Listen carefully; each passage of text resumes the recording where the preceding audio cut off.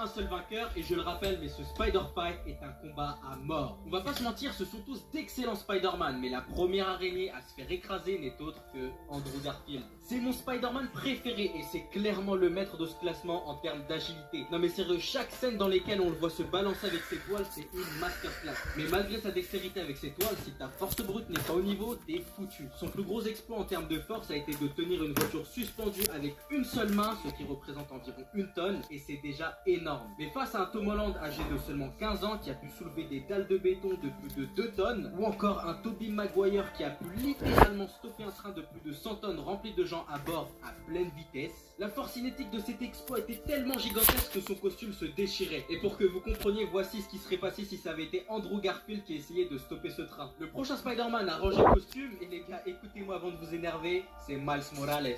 Bon, déjà concernant ses points forts, ce Spider-Man est le plus polyvalent. Déjà, il a d'excellents réflexes qui sont dus à son Spider-Sense très efficace. Et en termes d'agilité, il est au minimum aussi bon que celui d'Andrew Garfield. Ça, c'est sa première réelle expérience en termes de voltige, donc imaginez avec 2-3 ans d'expérience en plus ce qu'il serait capable de faire. En termes de force, il est très similaire au Spider-Man de Andrew Garfield, donc rien d'exceptionnel. Mais ce qui le rend si spécial, ce sont ses pouvoirs uniques. Déjà, on a la décharge bœuf électrique, et ce pouvoir est juste trop cheaté. On n'a encore jamais vu Miles utiliser ses décharges électriques à son plat potentiel, mais ce pouvoir reste terrifiant. Un autre pouvoir propre au personnage, c'est son invisibilité. Et face à des adversaires redoutables, ce pouvoir peut s'avérer terriblement efficace.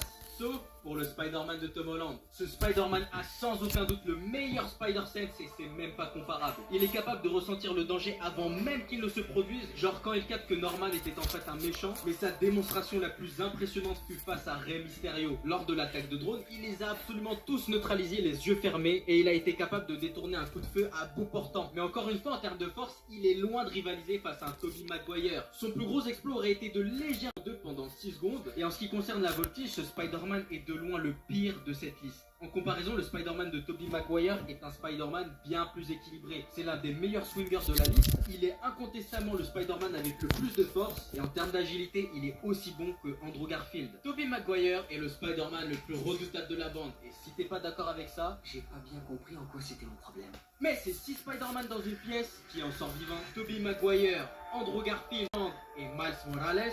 Mais un seul vainqueur, et je le rappelle, mais ce Spider-Fight est un combat à mort. On va pas se mentir, ce sont tous d'excellents Spider-Man, mais la première araignée à se faire écraser n'est autre que Andrew Garfield. C'est mon Spider-Man préféré et c'est clairement le maître de ce classement en termes d'agilité. Non mais sérieux, chaque scène dans lesquelles on le voit se balancer avec ses toiles, c'est une masterclass avec ses toiles. Si ta force brute n'est pas au niveau, t'es foutu. Son plus gros exploit en termes de force a été de tenir une voiture suspendue avec une seule main, ce qui représente environ une tonne, et c'est déjà énorme.